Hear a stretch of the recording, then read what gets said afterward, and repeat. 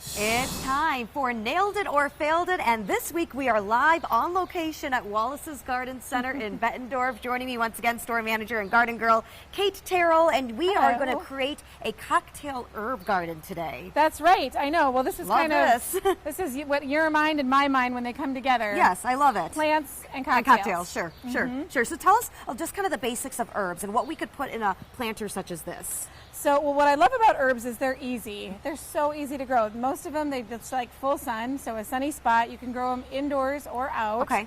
This time of year, I recommend putting them out just so they get more sun. Might as well.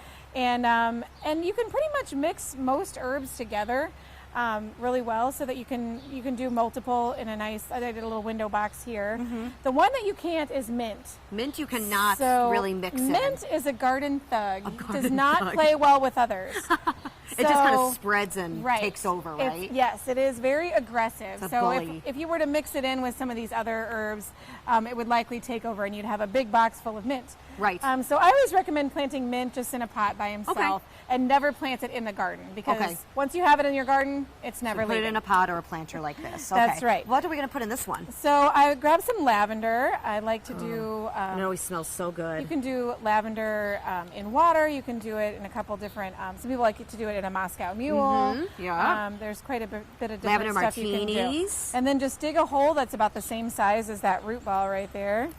And then just tuck them in. Tuck them in. You know, simple as that. Just kind of get your hands dirty. Some so is lavender getting greener on one side. Okay. And then I usually make my centerpiece basil. Yeah. Right? You can use basil for so many things. Oh, definitely. For food stuff too, but also cocktails. Yes, I know. Pesto, Italian stuff, but also in Bloody Marys. Yes. In that sounds good. I've had it in like a blood orange margarita before with basil.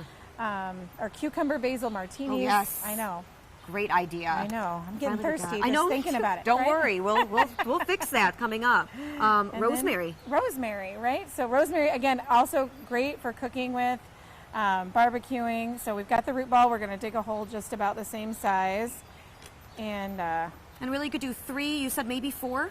Yeah, you could possibly do 4. If you had something trailing, like maybe a little oregano or a thyme plant, you could do something trailing over the edge.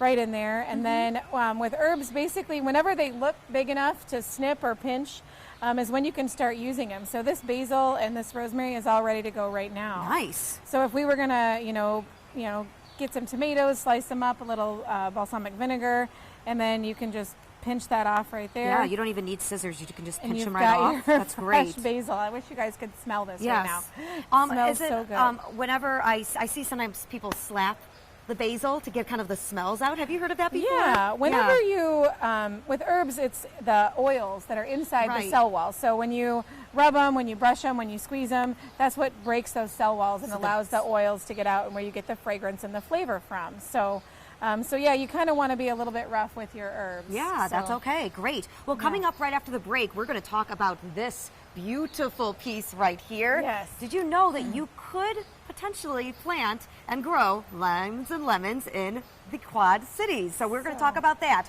right after the commercial break, plus our cocktail of the week.